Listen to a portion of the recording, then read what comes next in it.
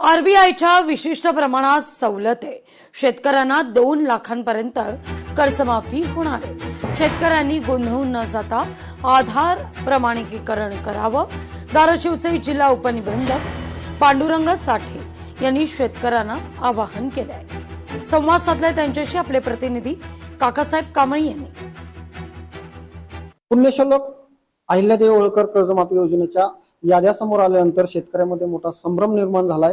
आम्हाला 2 लाखापेक्षा कमी कर्जमाफी मिळत असल्याचा काही शेतकऱ्यांनी आरोप केलाय।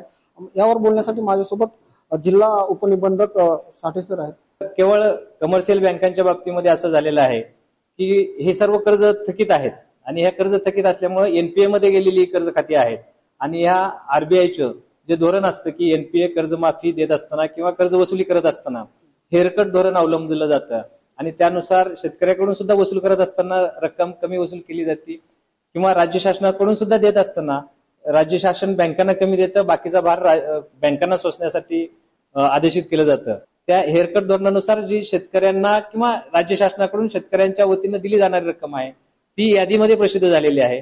उर्वरित जी रक्कम आहे ती त्या बँकांनी सहन करायची आहे आणि आपल्याला आधार प्रमाणीकरण केल्यानंतर जे प्रमाणपत्र मिळतं त्यामध्ये आपल्याला एकूण जी येणे शेतकऱ्याकडून रक्कम आहे ती आपल्याला दिसते। त्यामुळं कुठेही गोंधळून जाण्याचं काही कारण नाही। आपल्याला यादीमध्ये नाव आलं आहे, यादीमध्ये नाव आलेल्या सर्व शेतकऱ्यांना त्याचं 2 लाखाच्या आतलं 100% कर्ज माफ होणार आहे। त्यामुळं यादीमध्ये कितीही रक्कम असली तरी आपलं आधार प्रमाणीकरण करताना जे प्रमाणपत्र आपल्याला मिळतं आहे त्यावरती योग्य रक्कम दिसते आहे।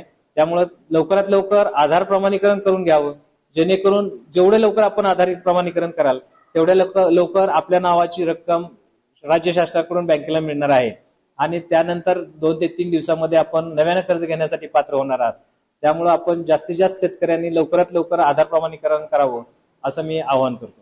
काकासाहेब कांबळे, लोकशाही मराठी, धाराशिव। लोकशाही मराठी ऐका, पहा, जागरूक रहा।